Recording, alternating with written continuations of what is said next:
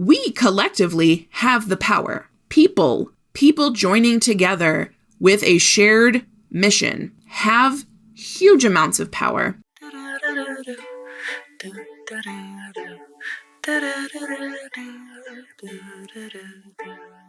Hey friends, welcome back to the Neurodivergent Creative, and this episode is coming out mid-November 2025, and I would like to talk about the Mass Blackout. I haven't talked about this before. To be honest, I feel sometimes like I don't have a big enough platform to be talking about everything, but if this reaches one person who didn't already know about this blackout, then I'm doing a pretty good job. So, what is the deal? I am in a Discord server that is called the People's Sick Day. And the People's Sick Day started as a 72-hour blackout, and the group was growing and sort of waiting to reach a critical mass. And then we would strike for a 3-day, basically general strike. No working, no shopping, like nothing. And there are several other groups working on boycotts, working on economic blackouts, etc. And so in the interest of everybody's solidarity coming together, the People's Sick Day has now joined in with these other groups and is participating in the Mass Blackout. And you can go to themassblackout.com for extensive information. I'm just going to be giving you a little taste of what this blackout looks like. And I'm also sending out an email newsletter about it. So if you're on my email list, you're going to get a little bit more in depth than just on the podcast. But let's talk about it. So first of all, when is this happening? Well, it is happening during a time that Americans tend to spend a whole lot of money. So this blackout is starting on Tuesday, November 25th, which is 2 days before Thanksgiving, and continues for 1 week until Tuesday, December 2nd, which is Giving Tuesday, which is the day that people generally donate to charitable causes. A lot of nonprofits are making an end of the year push to fundraise so that people can claim those donations on their taxes and yada, yada, yada. So this means that Black Friday, Cyber Monday, all of Amazon and Walmart and Target and all their deals trying to get you to go out and shop for Christmas presents, we're not doing that. Crazy. But I'm pretty excited about it. So what does this mean? This is a complete pause on economic activity. This means do not shop, do not use your credit cards or instant transfer your Venmo to your bank account so that they get your fees. Any little way that you can say, you don't get my money today, capitalism, is what we are doing. And also, it's a labor strike. It's a general strike, no matter what industry you work in. If you can, stay home from work. Use your PTO, call in sick, but don't work for this 7-day stretch. Now, I understand. Not everybody can afford to do that. The people who have the privilege to do so and not risk losing their jobs and their livelihood, you do it, okay? This is not a broke, homeless, trans person. I'm not pressuring them to participate in the economic blackout. They're pretty much participating in the economic blackout, okay? I'm encouraging somebody with some means, some PTO, some privilege, honestly. If you have the ability to call in sick or get PTO for this week, the economic blackout week, do it. And the point of this is to show what happens when millions of people say, this is fucked up and we want it to stop. The point of this is not that we are going to overhaul the country in a week.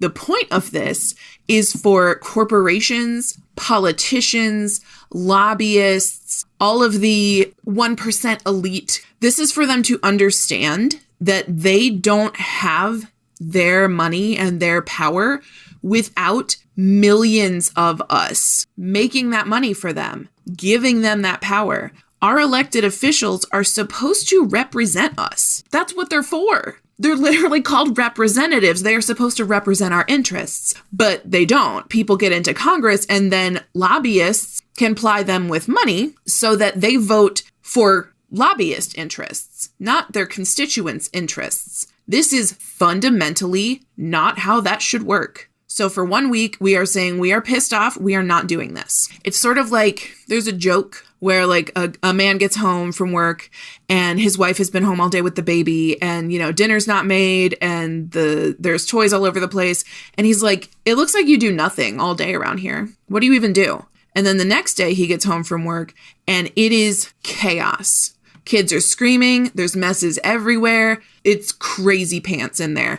And he's like, what happened? And she said, you know all that stuff you said I didn't do? I didn't do it today. And that's the energy that we're bringing to this economic blackout. It is a reminder of who has the power. And we collectively have the power. People joining together with a shared mission have huge amounts of power, but it's hard to leverage because our districts are gerrymandered. So it's hard to actually vote for who we want to represent us in Congress. Even in like our state legislature, the districts are gerrymandered. Our healthcare is tied to employment. So some people cannot afford to strike. Do you freaking know? In other countries, they still make money. They still get paid from their job if they take time off to strike. They literally have a protected, not only a protected, but a facilitated right to protest. And that's why France gets shit done. And why, other countries are like, why don't the Americans do a general strike? And it's because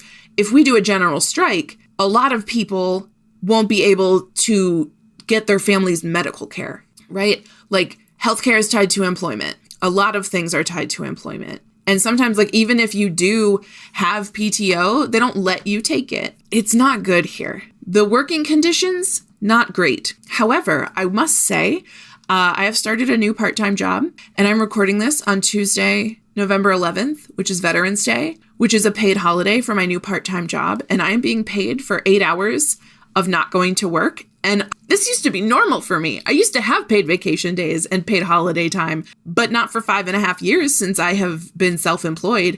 And so I'm like, oh my God, I can do anything I want today. And what I did was play Animal Crossing for an hour and then spend 2 hours writing a long email about the economic blackout and Target and the boycott against Target and why and how that is working. And then after I talked about Target, which I'll go into Target a little bit here, I have a list of like community events that I'm hosting, my friends are hosting, people I know are hosting, so that during our economic blackout week, we can get online and we can chat and we can meet like-minded people who are also participating in this activist moment. So that's what I've been doing with my day. It's almost 1:00. It's been a pretty good day so far, I gotta say. And the fact that I am making money from the part-time job while I am doing work for my own business feels decadent. Also, speaking of health insurance, my health insurance premium is going up over 700% because Congress is fucked. I can't even get into it. I can't do it. Okay. So back to what a pause in economic activity means. This is no shopping, no streaming. If there's stuff that you've been meaning to cancel, go ahead and cancel it. Spotify, your time is coming. Also, I publish my podcast on Spotify. So I don't know what to do with that, but we'll think about it. We'll deal with it. It'll be fine. Again, I have a pretty small audience, so it's not like I'm exactly making bank for Spotify or whomever. But it is something that I am aware of and I'm looking into, other podcasting platforms, etc. If you've got suggestions, let me know in the comments. No scrolling, right? Like we're going to cut back on doom scrolling in general, because what happens when you're scrolling? Ads. And even if you accidentally click an ad with your thumb and immediately back out, they still got to click. We are giving nobody our clicks. No clicks, no scrolls, none of it, and no working. I'm pretty excited. I think it'll be fun. It's over a weekend where some people already are going to have like potentially that Wednesday, Thursday, Friday off work. Or at least the Thursday, sometimes the Thursday, whatever. Some days around Thanksgiving, people tend to have off work if you get paid bank holidays. If you work in fast food, fuck you, I guess. You must labor for us. If you work in retail, fuck you. Why is my brain giving me Tickle Me Elmo and Polly Pocket? What year is it? Whatever the kids want. We need our Labubus. I don't think we get Labubus at Target. Don't buy Labubus at Target. Also, don't shop at Target. Target has really let us down. I will now transition into Target. Oh, first of all, like how do we prepare for this economic blackout? You have to prepare. Get cash out of the bank because you can go around your town and shop local. You can go to a small locally owned business and shop with cash. We're all about that. So get some cash out of the bank in advance. Call in your PTO in advance if you can. Stock up on your groceries, especially your Thanksgiving groceries. Just anything that you can to avoid shopping during that week. That's what we're doing. So if it's Christmas gifts, holiday gifts, whatever holiday you are celebrating, like wait till after. Now, of course, again, coming in with the caveats and the nuance. If you are somebody who literally, like, the only way you can afford to get your kids presents is to shop an Amazon Prime sale, this is not for you. Like, if you can, avoid it. But if you literally can't, if this decision is between, like, explaining to your kids that you had to participate in an economic blackout and therefore they don't have Christmas, or getting your kids a present from Amazon, like, get your kids a present. But also, thrift stores, zoo memberships, aquarium memberships. Like, there's a lot of cool stuff that you can get for kids who are like a little bit older that they're going to also enjoy that aren't so like consumerist in nature. That's the kind of stuff I used to blog about all the time when I was a minimalist blogger, if you can imagine that, like looking behind me with all this color and paintings and pride flags as curtains and art on the walls. I used to be a minimalist, and that was trauma. I was trying to take up as little space as possible, both as a person and as a footprint of belongings, which was not great for me. And so now I am colorful. We like it. But I was very into stuff like, 10 Christmas gifts that are experiences and ways to like not be so consumerist, because I've always been sort of anti-consumerist because I don't like buying stuff just for buying stuff's sake. Now, I have gone a little like black and white on that, where basically like I don't buy myself anything because I'm like, well, it's consumerist. So I do have to occasionally like force myself to get a little treat. But I have a much easier time buying something if it is locally owned, like handcrafted small business type thing. Like we went to an arts and like a craft fair, craft show, don't know, holiday craft show. And I bought myself like 4 or 5 little things. I spent like $80, which feels like a lot to me because that is more than I usually spend on myself. But I got like a cute little like clay bowl for like my rings and jewelry. I got like a little bookmark thing that like goes over the corner of the pages and it's like bedazzled and it's really cute. And my partner got me a candle and I got myself a necklace. And like I just had a nice time buying things that I thought were nice. And I like that they're handmade. I like that they are special. Like they have a story. I had a conversation with the person who made them. And that hits way different than I went to Walmart and got you one of 1,000 Barbie dolls. I mean, no offense to Barbie. They are coming out with K-pop Demon Hunter dolls from Mattel, and I'm kind of excited about that. Also, we went to Costco and they had the K-pop Demon Hunters Shin ramen, and we got a case of that because I just wanted it because K-pop Demon Hunters was on it. And sometimes I deserve to be a little kid, okay? Sometimes we all deserve that. Okay, so basically, preserve the whimsy of Christmas for your kids, but as much as possible, try to kick Amazon right in the dick for at least a week from November 25th to December 2nd. That's my dream for us. I'm like reading through my email to like as my notes.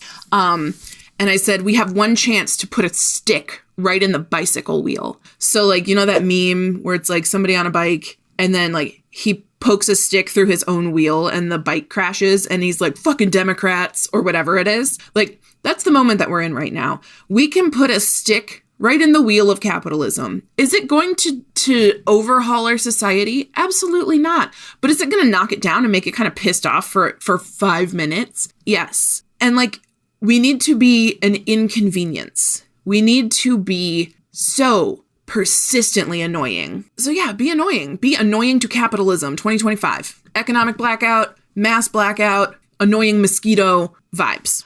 Specifically would love to talk to you about Target as an example of a boycott, a strategic, direct, intentional act causing economic change. So Target used to be doing things pretty good in the DEI world, the diversity, equity, and inclusion realm. And then as soon as Trump took office and he was like, DEI is woke, it's bad, don't do it, Target folded their DEI.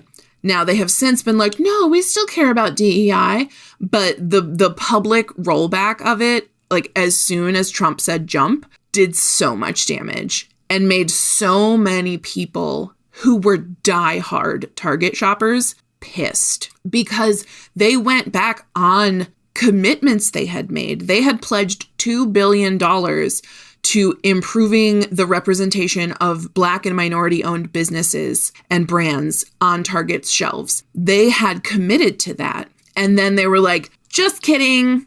Trump says we don't have to. And it just happened so fast. It's not like they had a long fight about it and they were like, no. And Trump was like, yes. And they were like, no. They just literally were like, okay, daddy, it's gone. What's next? As a result, several Black activists called for various boycotts. A pastor in Georgia, I want to say. Yes. Jamal Bryant, who leads a congregation of 16,000 Southern Baptists. Southern Baptists are serious. They will get shit done. He encouraged them to take a 40-day Target fast over Lent. Now that started in like March. So that was like March to April of this year. As of like February 1st, there were other activists like from Minneapolis where Target, are they headquartered there? I feel like they're headquartered there. But anyway, Minneapolis is where the George Floyd murder happened. And so like that Target was very front and center during those protests. And like that in the aftermath of the George Floyd protests and the Black Lives Matter movement, that is when Target pledged this $2 billion.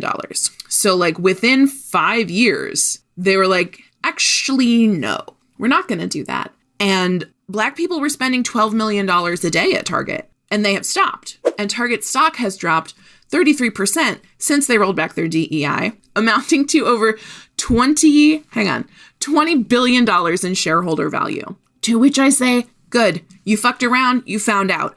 Because guess where Target's money comes from, friends? It comes from people who shop.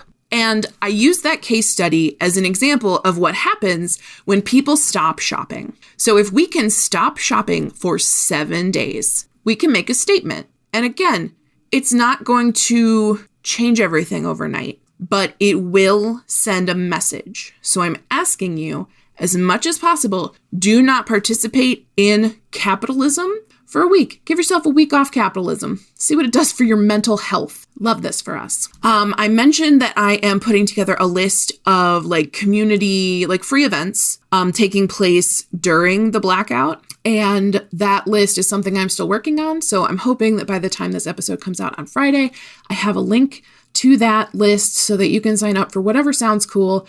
A lot of it is just like Zoom calls. Some of it is like a class, like Anti-Capitalist Business 101 by Megan Griffith. Christy Black and I are hosting a Queer and A. That's something that we do a few times a year, where it's just like a 2-hour queer entrepreneur networking thing. We don't talk about anything in particular. We just have a space to be queer entrepreneurs and talk about it.